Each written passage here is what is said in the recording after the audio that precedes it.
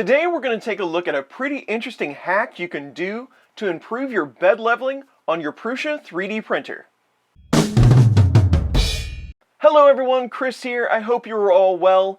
And a couple of weeks ago, friend of the channel Sergio sent me a link to a video from Ben Gadgets. I will leave Ben's information in the description below so you can check out his content. But basically what Ben was doing was installing a modification on his Prusa Mark III that added some Nylock nuts to the screws that hold the bed in place. That way he could adjust the level in multiple points. And it seemed pretty interesting to me, so I wanted to check it out for myself. Now, when doing a lot of these things, I usually go digging around the internet just to see what everything's all about, and most of the time there's always a ton of information about it, and this was no exception. And with just a bit of digging, I was able to find the Prusa owner's GitHub, where they talk about this and the plugin that they've written for Octoprint. We'll go into that more for sure.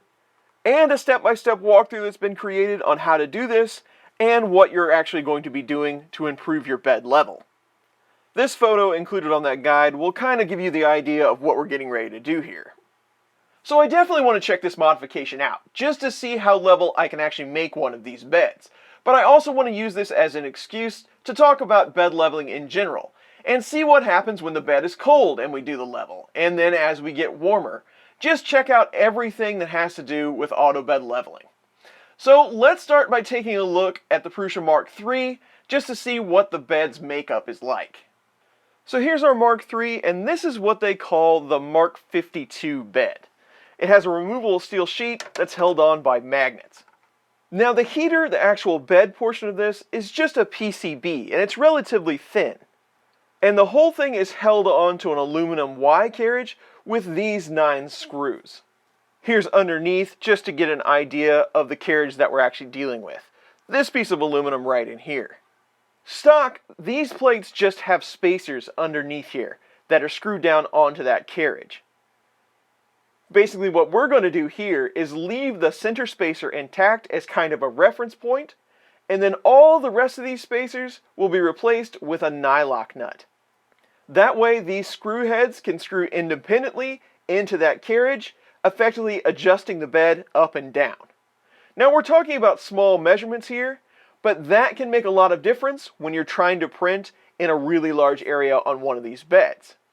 Now the Mark III has a lot of smarts built into it, and it does a pretty good job at getting things corrected if there's any skew or something isn't quite level. But those only go so far. So I want to start with what Prusa recommends, so let's go ahead and run through the calibration on one of these, just so I can show you what it does, and that will give us a good starting point. So when you buy a Prusa kit, you actually run through a wizard and set up a few things and do some tests, but that also includes an XYZ calibration and a Z calibration. So in the menu, you can rerun your calibrate XYZ, and I'm just going to do it here to show you what it does. The first thing it does is auto home, and then it sends the Z all the way to the top. These have TMC 2130s with stall guard, so they know when the motors have stopped.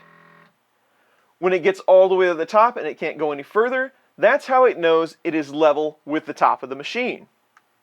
And with your steel sheet off, the printer's going to go around to 4 points on this bed and measure it with the pin to probe and check for skew.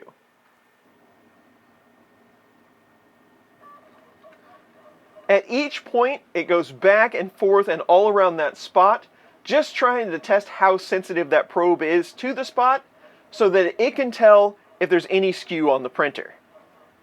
And it'll do that in all 4 locations. And after all 4 of those spots have been checked, it will have you put your sheet back on so that it can do a bed level. Since we always print on a steel sheet from a Mark III, you can probe anywhere on the bed, not just specific spots.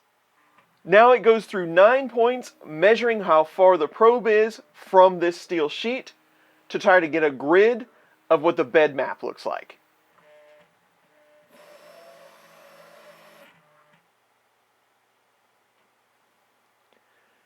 And when you're all done, it does give you some stats that you can look at. If you go into the menu and go to support, you can see your XYZ calibration details. So Y distance from minimum, that's telling you if there was any skew this way. So is this edge further forward or further back than this edge? That's what it was able to measure. Then the measured skew was actually 0.01, so not very much at all, and it gives you some values of slight and severe. That's how many degrees out it would be. And this gives you the X and Y point offset. This gives you the information of that first point there in the front left corner. How much the sensor thought it was off in front, these are both positive numbers, in front for the Y, and to the right for the X. And again, that process does do a pretty good job if you have your printer assembled correctly, but we're just going by a few numbers that the Prusa machine is kicking out. It'd be much better if we could see what was actually going on. And that's also part of this modification. There's a plugin available for Octoprint where you can run these bed level checks and then it will map the whole thing for you. In fact, there's a couple of different bed visualizer plugins that you can use. And these visualizers are also available on the web. You can just plug in your mesh data and it will show you that same graph. So you don't have to use Octoprint if you don't want to. So the first bed visualizer that we're going to look at is just called Bed Visualizer. The other one is tailored towards Prusa and this modification. But this plugin is really handy. And all you have to do to use it is plug in a few things specific to your printer. So we'll go to Settings, Bed Visualizer, and it needs to know what commands you want it to run to gather this data. But for most firmwares, they already have it out there for you. You can just click on this link right here. Today we're going to be doing everything on the Prusa Mark III, so we're going to go with this G-code right here. We'll just copy it, but if you have Clipper, Prusa Mini, Marlin, use those. So we just take that, go back to our plugin, and we paste it right in here. Now there are custom commands you can use with your G80, like the N. The N will tell it how many probes to do. Now on newer firmwares for Prusa, you get a choice in between 3x3 or 7x7. We're going to look at both, but we'll probably just change it manually so I can show you what to do. It also gives you all the values when it does the level. You can just look at it in the graph inside the plugin. And it gives you angle corrections. So if you're using an M3 screw down here, like we're going to do to adjust it, it tells you roughly how much of a turn in what direction to correct that, which is kind of cool. So it's a very useful plugin. But let's just start taking a look at a couple of these. So the first one I want to see is the bed cold, the hot end cold, and we're going to do 9 points. And just so I can show you how to alter this on your printer, it's available in the menu. Just go down into Settings, and you should have one for Mesh Bed Leveling. And here you can either set 7x7, or you can reset it to 3x3. Let's start with 3x3. When we hit Update Mesh, it's going to home the printer and then build its 9x9 grid. It probes the bed 3 times really quickly at each spot.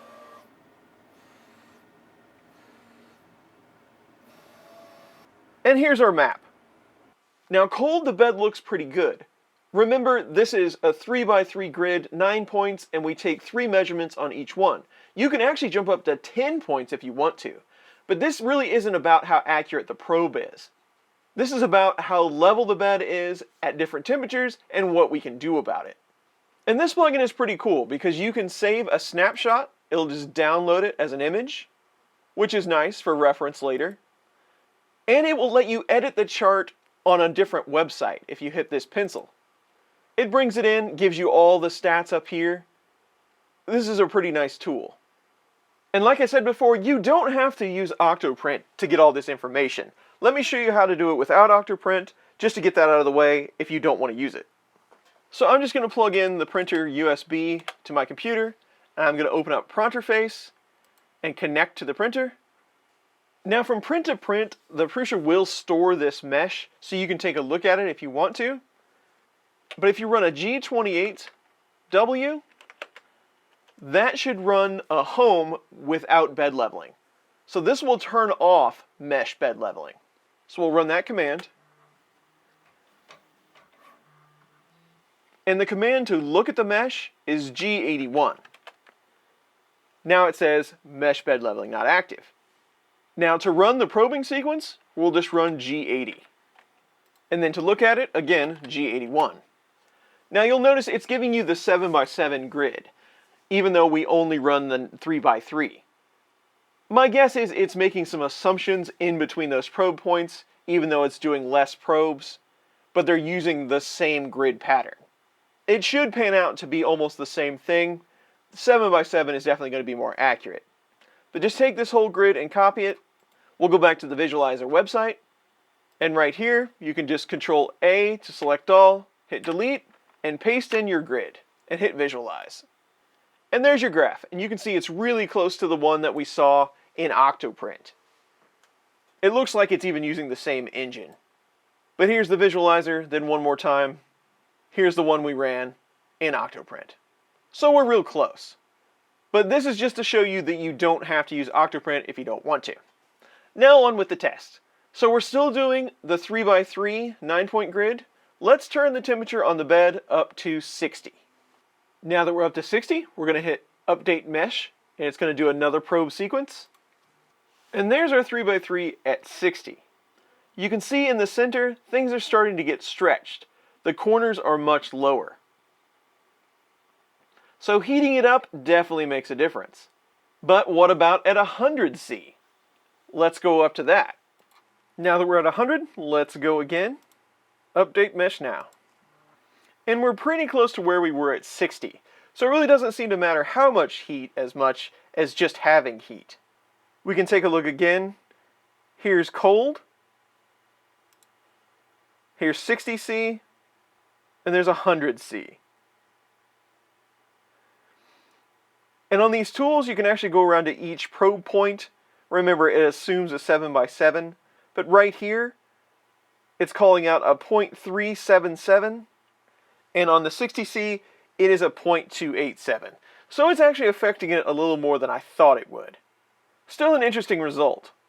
Now, even though these are assuming a 7x7 all the time, no matter how many probes you're taking, let's go ahead and do the same set of samples with the 7x7 grid. So we'll go back into the menu and turn on the 7x7, settings, mesh bed leveling, 7x7.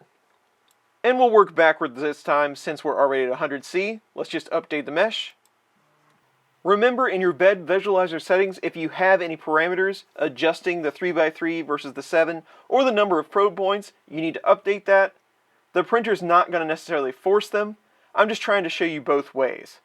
So we had it on N3, we'll switch it to N7. We'll save it. Then we'll update the mesh.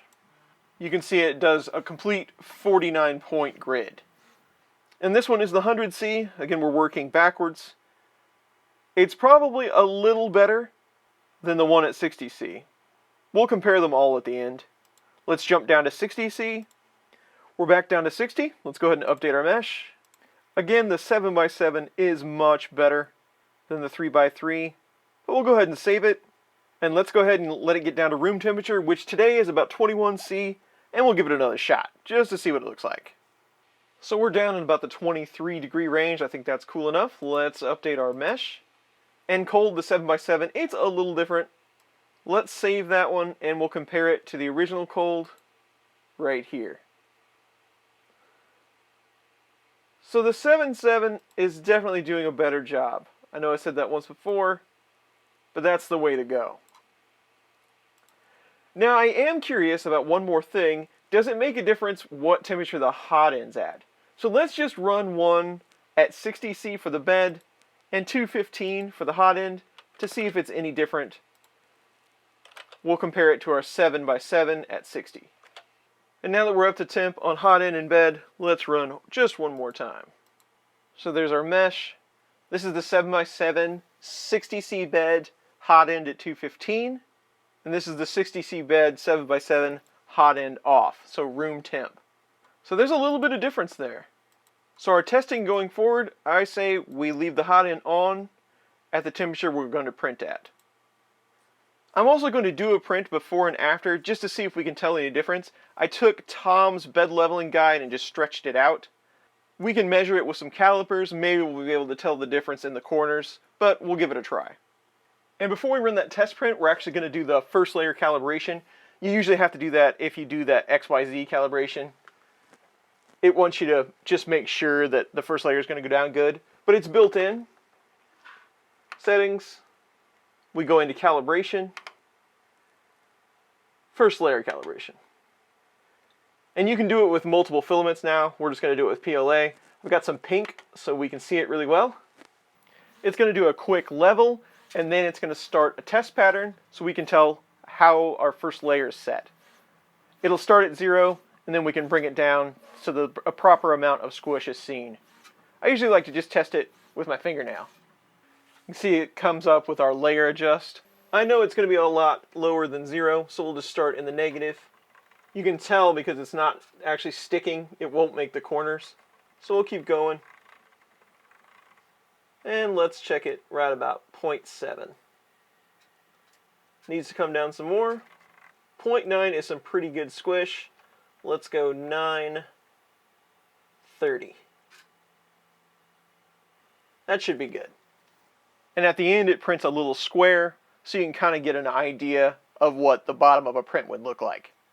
So there's our test patch, probably just a little bit too much squish, but it's really easy to adjust. We can just back it out a bit. And with the calibration out of the way, we're ready to start our bed leveling test print. And we're off. So now we're done with our testing portion, and I'm pretty happy with the results. So heat and the number of points definitely makes a difference, so we'll test that while we're doing our modification. And hopefully we can do this test print and compare it with one after, and there will be a difference. So after this print, we'll move on to our mod. So we've got our before test print. So here's what we're going to do. We're going to take off our steel sheet, and then we're going to remove all of the screws that hold the PCB on.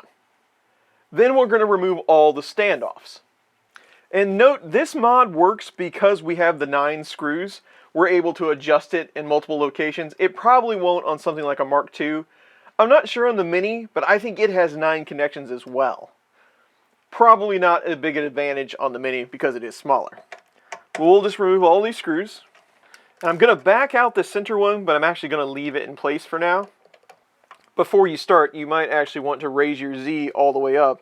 If you didn't know, if you hold the button down for 2 seconds, you can go right to moving the Z. I'm just going to move it all the way up. Now that everything else is loose, I'll go ahead and pull this screw. I just didn't want to move that standoff so I could show you what was underneath here. But if you lift this up real careful, you'll see there's 9 standoffs, one under each of those screws. And we're just going to remove them all except the center one. Now, using our stock screw, we're just going to put it back on the PCB on every location except for the center one. And then after you put the screw through, I'm going to put a nylon 3mm washer and then a Nylock nut. I'm going to go ahead and get all of those started. And there we have all 8 of these in place. Now we need to tighten them up. And what we're going for is we want the nut to be tight down on that Nylock washer, but we want the whole assembly to rotate. You don't want the screw moving at all, but it has to be able to be adjustable when it screws into the Y carriage. So tighten them down and then maybe back them out about a 1/16 of a turn, just a little bit. I'll show you as we tighten these up. There's the first one. You can see I have the nut pretty tight down to that nylon washer. Those nylon washers are really going to help with this, being able to move after you tighten them. And it's tight, the screw doesn't move, but I can still turn the whole assembly. And that's what you want. Now I'll do that to the other 7. And there we go. All 8 are done, and they're spinning freely, but the screw is tight. I would not want to do this without that Nylock washer. You don't want to mess up this PCB. They're not cheap, and it could cause a lot of problems if that nut actually dug into one of those traces. So get some washers, definitely. But now, this thing should be adjustable, so we can put it back on. But we need to be careful about how we torque this down. So the goal here is we need to make sure all of these screws have the same tension. My advice to you is to put all of these on and just get them started by about one thread, just so they start to grip. And leave that center one loose. Then we're going to go around clockwise each time and do one turn. Then after we do that a couple of times, we're going to use one of the standoffs that we removed and judge how far the bed is from the Y carriage metal. I'll try to get you a shot of that. But we're trying to get the height around the spec of this spacer, and that way when the center one gets snug, we'll know we're close to where stock should be, then we can adjust from there.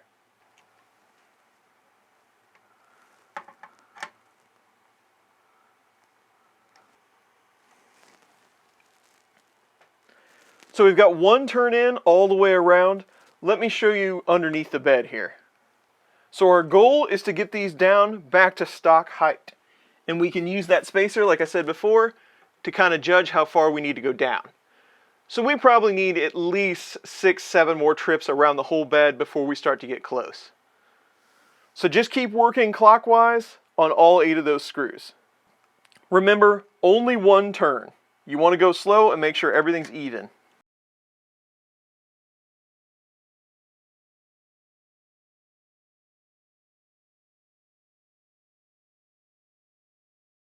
We've been around 4 times, we're getting there.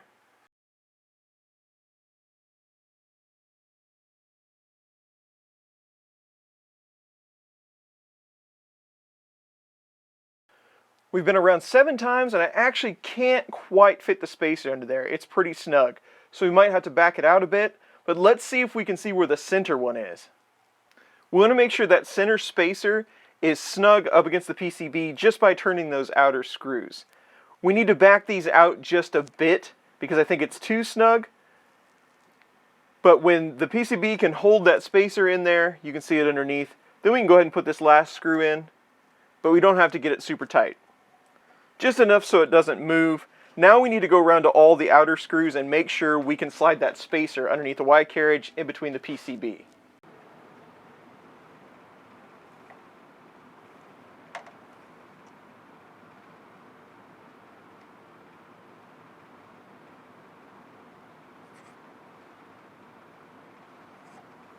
So there we go. I've been around to all 8 locations, used my spacer as kind of a feeler gauge. If I were to guess, I did about 6 3/4 turns on each one of these.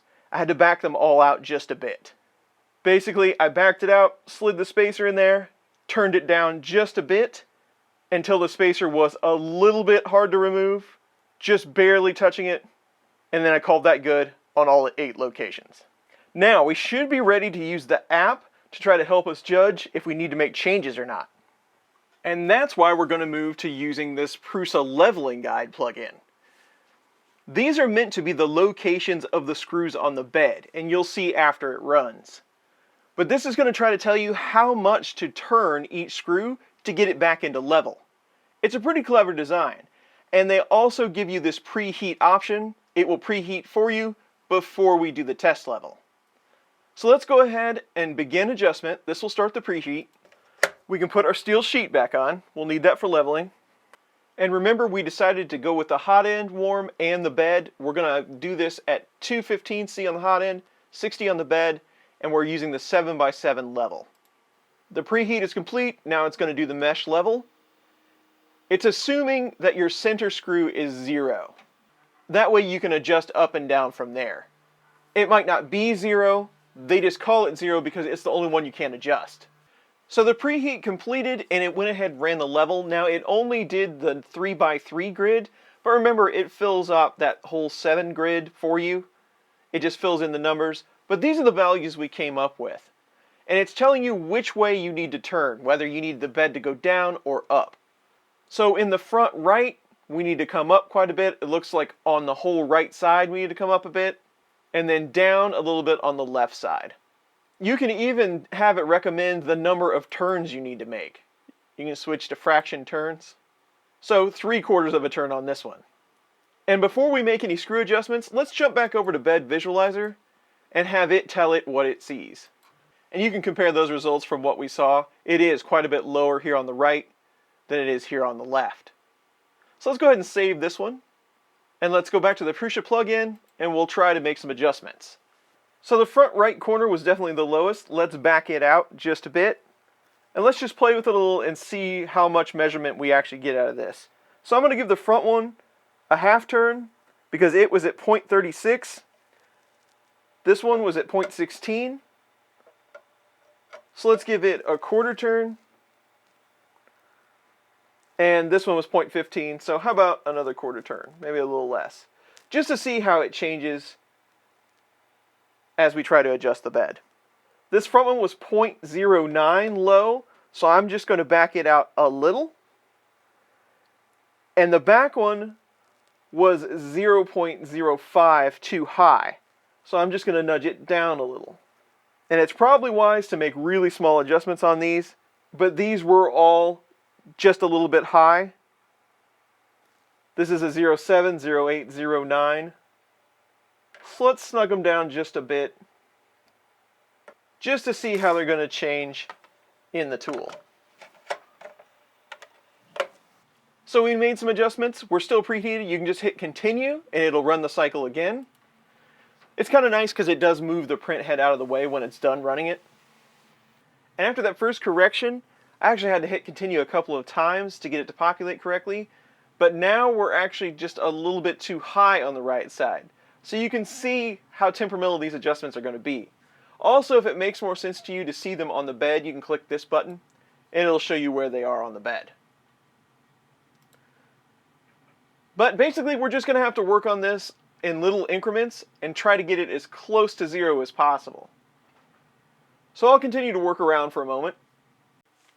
And we're getting closer. I'm making smaller and smaller adjustments here. We're getting all down into the hundreds. It does tell you your whole bed variance. We're down to a 0.08. I think I can get a little closer, so I'm going to still keep working on it.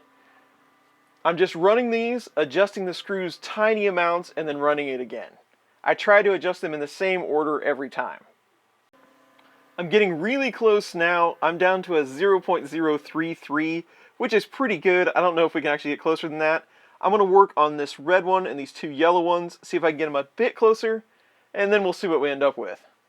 And I was able to get it down to a 0.013. I've been seeing 1.9 pretty consistently, but I don't think the probe/bed configuration is accurate enough to get down much lower than that. You could mess with this thing all day, but this is a pretty small amount of measurement. We're talking 1900ths here. And auto bed leveling can take care of the rest from there, I'm sure. So I think that's where I'm going to leave it. I was able to actually get a few zeros, but every time you run it, it'll change a bit. So let's go ahead and hit finished. And let's run our other bed visualizer plugin. We'll just update mesh. And that is about as flat as I could ever expect a bed to be. Again, you could obsess over this a lot. But here was our 60C measurement with the hot end on before. And here's the same now. So it's a definite improvement. And a pretty easy mod to do. I want to just run that mesh one more time to see how consistent it is. And it looks pretty good. It's fairly consistent. So overall, I'm pretty impressed with this modification. It's pretty easy to do, and the plugins are really handy and make it really easy to adjust it. And it seems to be pretty consistent. I ran through this process probably 20 plus times just to make sure everything still stayed the same way, and apparently it does. It doesn't change much at all. So now let's go ahead and run another test print on this setup after the mod, just to see if there's any differences in those prints. So here's our test prints before and after. Let's take some measurements on all the corners just to see what they are. I'm not expecting to see a lot of difference, but we'll see. Here's the top left on the before print. We got a 1.16. Top right, 1.13. Bottom right, 1.17. That might have been 1.18. And bottom left, 1.15. Now let's see if the bed test after the fix is any more consistent. Top left, almost 1.16. Top right, 1.12. Bottom right, almost 1.19. Bottom left, 1.18. So for at least this print's only supposed to be about 1 millimeter tall. It really didn't help with consistency any. It might over a larger print, but this one was pretty inconclusive. They really don't look much different either. So there it is, the Nylock nut bed mod for your Prusa printer is now complete. And I have to say it was a success. My bed is a lot more level now than it was when I started. In fact, I have a couple of other Prusa machines I might have to give this a try on. Thanks to Ben and Sergio for showing me how to do this, and to all the people that worked on this project. The write-up and the plugin was very well done. So hopefully you found this interesting. That's it for today, and I'll see you very soon on the next one.